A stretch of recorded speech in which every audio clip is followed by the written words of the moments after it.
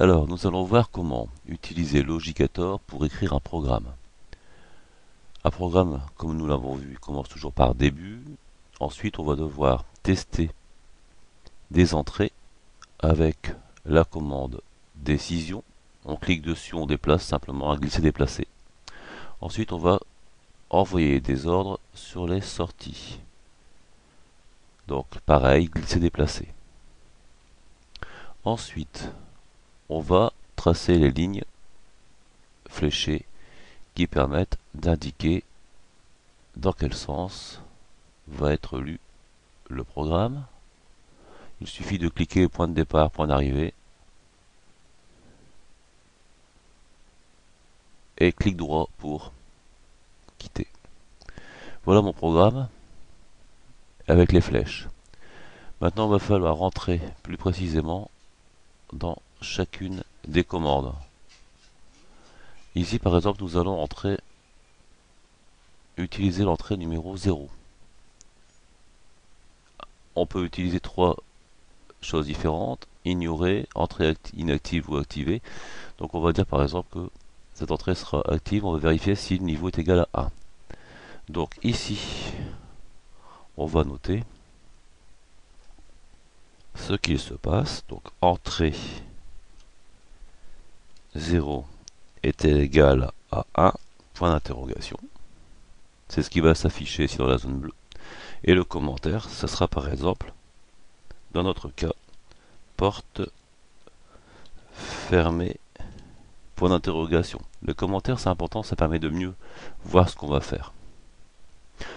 Donc j'ai commandé l'entrée, je vais regarder ce que je vais faire en sortie. Donc si la porte est fermée, oui, en sortie, on va utiliser par exemple la sortie numéro 4 pour envoyer les ordres. Et on va dire, dans ce cas-là, mettre la sortie à 0.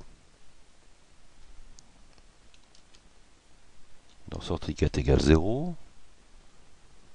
Et en commentaire, bien sûr, ne pas faire sonner.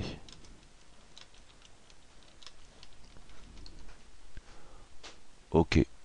Ici, eh bien, si la porte elle est fermée, non, donc elle est ouverte, on va faire sonner. Donc toujours la sortie numéro 4 qu'on va mettre à 1 pour pouvoir envoyer un ordre au transistor. Donc sortie 4 égale 1, ce qui va faire sonner.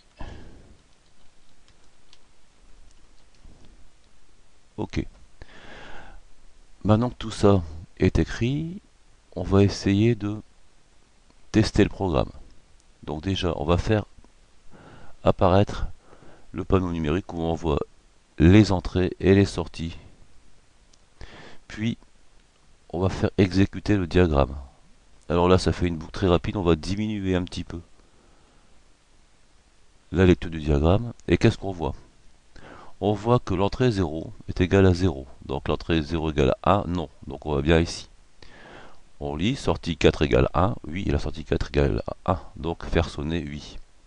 Maintenant, on va agir sur l'entrée 0 en cliquant dessus à la souris.